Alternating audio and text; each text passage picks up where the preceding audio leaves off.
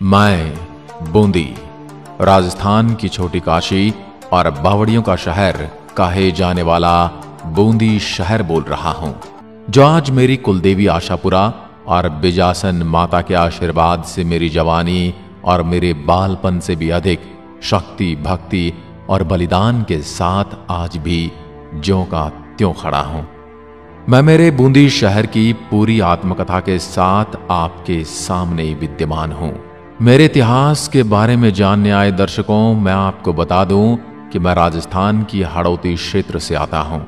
मेरे यहाँ की चित्रशैलियां, खंभों की छतरियां, बावड़ियां और किलों से सुसज्जित मेरे हरे भरे जंगल से आपको मोहित कर दूंगा।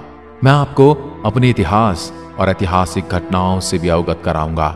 श्रापित किले की कहानी भी बताऊंगा, जिसमें एक राजा की भूल के कारण फांसी का आदेश सुना दिया गया था। राजस्थान के इतिहास में अपने राजपुताने के शासन की चर्चा तो हमेशा आपने सुनी ही होगी, लेकिन मीणा शासकों की कम ही व्याख्या की गई है। मैं बूंदी शहर इसलिए विशेष स्थान रखता हूं क्योंकि किसी समय मेरे यहां मीणा शासकों का शासन चलता था। बूंदा मीणा के शासन के बाद जेता मीणा जी का शासन हुआ, जिन्होंने मेरी परिधि में जैता सागर नाम की झील बनवाई थी। लेकिन 13वीं सदी में हाड़ा चौहानों ने राव देवा के नेतृत्व में बूंदी पर अपना शासन मजबूत कर लिया और बूंदी पर हाड़ा चौहान वंशों का उदय हुआ। उस वक्त चौहानों की शासन शक्ति बहुत बड़ी थी। कोटा, बारा और झालावाड़ भी इसी शक्ति के अधीन हुआ करते थे। इसी वजह से मेरी पहचान और हाड़ाओं के अधीन रहने वाले सभी शासकीय प्रणाली को हाड़ौती नाम दिया गया। 15वीं सदी आते आते मेरा शासन चित्तौड़ के महाराणाओं के अधीन आ गया, लेकिन 16वीं सदी आते आते अकबर और मेरे शासकों के मध्य संधि हुई और उसके बाद मेरा ये प्रकृति की गोद में फलता फूलता शासन भी अकबर के साथ मुगलों के अधीन हो गया। मेरे ऊपर अकबर और इस्लामिक आक्रमण तो ना के बराबर ही हुए, लेकिन देश की अस्मिता को गिरवी रखने के कारण मैं उस समय और आज भी थोड़ी शर्म के मारे सर झुका देता हूं। बूंदी के राव का राज्य तो बूंदी तक ही सीमित था और यही शासन करते थे, लेकिन जरूरत पड़ने पर युद्ध में अकबर की सेनाओं के साथ मिलकर युद्ध भी किया करते थे। ये बताते हुए मुझे कष्ट होता है कि मेरे शासकों ने अकबर का साथ दिया। अकबर के बाद जब जहांगीर का शासन आया तो मेरी परिधि को चीर कर 2 फाड़ कर दिया गया और 2 हाड़ा भाइयों में बांट दिया गया। एक भाई को कोटा रियासत मिली और दूसरे भाई को बूंदी रियासत का कार्यभार मिला, जिनका नाम था राव राजा अनिरुद्ध सिंह। उनके शासन में मैं फलने फूलने लगा। मित्रों, मेरी परिधि के अंदर मौजूद 84 खंभों की छतरी राजा अनिरुद्ध सिंह के द्वारा ही अपनी दाई मां की याद में बनाई गई और उनकी विधवा पत्नी ने विश्वविख्यात बावड़ी का निर्माण करवाया। तारागढ़ किले में मौजूद राव राजा अनिरुद्ध सिंह जी का खूबसूरत महल भी इन्होंने ही निर्माण करवाया था और 17वीं सदी में मेरी चित्रकला के मामले में विश्व में छवि बने, जो आज भी आप महलों और अन्य प्रकार की दीवारों पर टंगे देख सकते हैं। फिर 18वीं सदी आते आते मेरे सुंदर शहर को जैसे किसी की नजर लग गई। मुगलों से करीबी के कारण मेरे शासन पर मराठाओं की नजर हमेशा टेढ़ी रहती थी। उसका कारण यह था कि कभी भी युद्ध में सहायता के लिए मुगलों के साथ बूंदी को शासन प्रणाली को देना पड़ता था। बूंदी और मराठाओं के बीच कई बार भयंकर युद्ध हुए। बूंदी राजस्थान का सबसे पहला शासन था जहां पर मराठाओं ने आक्रमण किया था। अपने स्टैटिक लोकेशन की वजह से कई युद्ध झेलने पड़े। ताबड़तोड़ हमलों और भयंकर युद्ध का गवाह रहा मैं आज भी ज्यों का त्यों खड़ा हूं। फिर समय गुजरते देर न लगी।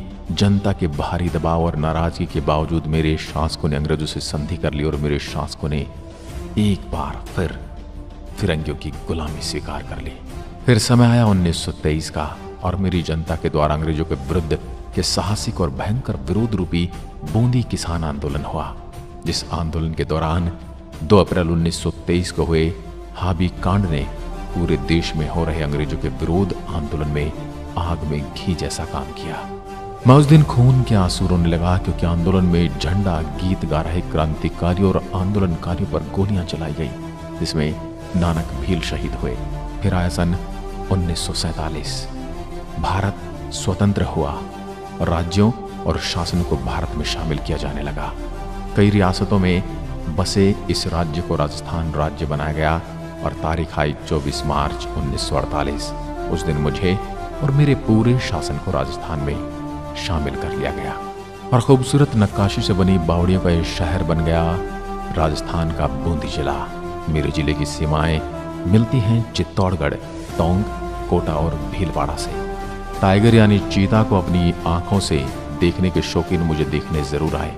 मेरे यहाँ मौजूद है Ranthambore tiger reserve, Mukundra tiger reserve, Ramgarh Vishdhari, Chambal घड़ियाल एवं ज्वार सागर अभ्यारण्य। कजली तीज के रंगारंग महोत्सव के साथ यहाँ पर साल में 3 बार बिजासन माता का मेला लगता है, जिसमें दूर दराज के गांवों और पड़ोसी जिलों के लोग आते हैं। मेरे यहाँ के उम्मीद सिंह शासन की कहानी प्रचलित है, उसको मैं सुनाता हूँ। एक बार किसी कारण से राजा अनिरुद्ध सिंह को दिल्ली जाना पड़ा और उनको बीच रास्ते में यात्रा के दौरान धन की कमी महसूस हुई, तो उन्होंने अपने दीवान से धन को भिजवाने की सूचना भेजी। दीवान ने मन में गहरी मंत्रणा करने के बाद कुछ बांस की लकड़ियां मंगाई गई। उसके बाद उनको खोखला किया गया और फिर उन बांस की लकड़ियों में सोने के सिक्के डलवा दिए और ये बात गुप्त रखी ताकि धन को ले जाते समय चोरी ना हो जाए। उसके बाद उन बांस की लकड़ियों को राजा उम्मीद सिंह के पास ले जाया गया। राजा उम्मीद सिंह अपने दीवान के दिमाग को समझ नहीं पाया और बांस की उन लकड़ियों को देखकर आग बबूला उठा। उसने फौरन बाद उन्हें फांसी का आदेश अपने दीवान के लिए सुना दिया। राजा उम्मीद सिंह को पूरे मामले को समझने में देर हो गई। तब तक समझ आया, तब तक दीवान को फांसी दे दी गई थी और उनकी विधवा पत्नी से सतियों की रीति निभाते हुए सती हो गई। लेकिन जाते जाते उस सती स्त्री ने श्राप दिया था कि वो श्राप आप भी तारागढ़ किले पर अपनी छाया दिखाता है। इस कहानी में कितनी सत्यता है मैं जानता हूं, लेकिन मैं बता नहीं सकता, क्योंकि मुझे वही बताना होता है जो समाज सुनना चाहता है या समाज में चलता है। मेरे यहाँ घूमने और प्रकृति का आनंद लेने के लिए बहुत जगह हैं। उनमें प्रमुख हैं सुख महल, शारबाग, रानी जी की बावड़ी, दबईन कुंड, नगर सागर कुंड, तारागढ़ किला, 84 पिलर, सोनेटॉफ, जैत सागर झील, नवल सागर झील, कनक सागर झील, रामगढ़ विषधारी वन्यजीव अभ्यारण्य, फूल सागर, गढ़ पैलेस, बादल महल, हाथी पोल, चित्र महल। मैं बूंदी। मेरे नाम को लेकर इतिहासकारों में मतभेद है। कुछ का कहना है कि मेरी स्थापना बूंदा मीणा ने की थी, इसलिए मेरा नाम बूंदी हुआ, और कुछ इतिहासकारों का यह भी कहना है कि बूंदी की स्थापना राव देवाहाड़ा ने की थी। बूंदा नाल के नाम पर उसका नाम बूंदी रखा गया। राजस्थान का नाम सुनते ही दिमाग में रेतीले टीले लाने वाले महानुभाव को मैं एक बार यहां जरूर बुलाना चाहूंगा। हिमालय जैसी सुंदरता, हरे भरे जंगलों और वन्य जीव से भरा मैं बूंदी जिला आपके स्वागत के लिए तैयार हूं और आपकी इस धारणा को भी बदलने के लिए तैयार हूं कि राजस्थान सिर्फ रेत के टीलों का राज्य है। 5776 वर्ग किलोमीटर में फैला मेरा क्षेत्र, उसमें से केवल वन्य क्षेत्र ही 1495.65 वर्ग किलोमीटर तक फैला हुआ है। मेरे अंदर की प्रमुख नदियां और तालाब, घोड़ा पछाड़ नदी मेरे यहाँ की एक झील से निकलकर सांगवाड़ा बूंदी में मांगली नदी में मिल जाती है। दुगारी झील के नाम से जाने जाने वाले नवल सागर नौलखा उम्मीद सिंह द्वारा निर्मित है। इसे कनक सागर भी कहते हैं। मेज नदी पर बने गोढ़ा सिंचाई परियोजना में मैं परिपूर्ण हो जाता हूँ। 2011 की जनगणना के अनुसार मेरे पूरे जिले में लगभग 11 लाख से ज्यादा लोग बसते हैं। मैं अपनी कुछ विशेषताएं बताऊं तो सन 1822 में सती प्रथा पर पूर्णतः रोक लगाने वाला मैं पहला शासन था। राजस्थान राज्य की एकमात्र चीनी मिल 1965 में मेरे ही अंदर स्थापित की गई थी। मेरे यहाँ की चित्रशैली बड़ी मशहूर है। भित्ति चित्रों का स्वर्ग कहलाती है बूंदी। बूंदी चित्रशैली का प्रारंभ सुरजन सिंह हाड़ा से माना जाता है। बूंदी शैली में सर्वाधिक पशु पक्षियों का चित्रण हुआ, इसलिए इसे पक्षी शैली भी कहा जाता है। वर्षा में नाचता हुआ मोर इस शैली की प्रमुख विशेषता है। इस शैली में चित्र बनाने के लिए उम्मीद सिंह ने बूंदी में चित्रशाला की स्थापना की थी।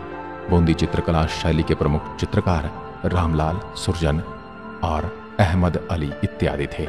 जमीन के अंदर बसे स्वर्ग या राजमहल सा प्रतीत होने वाली रानी जी की बावड़ी के पास जाकर आपको ऐसा प्रतीत होगा मानो बावड़ियों और प्राचीन निर्माणों पर ध्यान न देते हुए हमेशा ताजमहल और लुटेरों और आक्रमणकारियों द्वारा बदलाव करके नामों को परिवर्तित करने वाले निर्माणों को ही अपना ध्यान केंद्रित किया है। और आज मुझे खुद अपनी परिधि में मौजूद इस बावड़ी की व्याख्या आपके सामने करनी पड़ती। न जाने कौन सा इतिहास मेरे वीरों को पढ़ाया गया है कि वो अपने इतिहास को छोड़कर एक लीपा पोती वाले इतिहास के पढ़ने में लगे हैं। बूंदी शहर की कलात्मक बावड़ियों एवं कुंडों में राव राजा निरुद्ध सिंह की विधवा रानी नाथावत द्वारा 1699 ईस्वी में निर्मित शहर के मध्य स्थित रानी जी की बावड़ी सिरमौर है। बावड़ी में ऊपर से नीचे की ओर जाते हुए करीब 150 सीढ़ियों के बाद जलकुंड आता है। स्थापत्य, मूर्ति, शिल्प, बनावट, सीढ़ियां, मध्य में बना हाथियों का तोरण द्वार, ऊपर बनी छतरियां तथा दीवारों में बने देवी देवताओं की मूर्तियां बावड़ी की विशेषताएं हैं। शहर में और भी कई बावड़ियां बनी हैं। 84 खंभों की छतरी। बूंदी के पर्यटक स्थलों में 84 खंभों की छतरी स्मारक दर्शनीय है।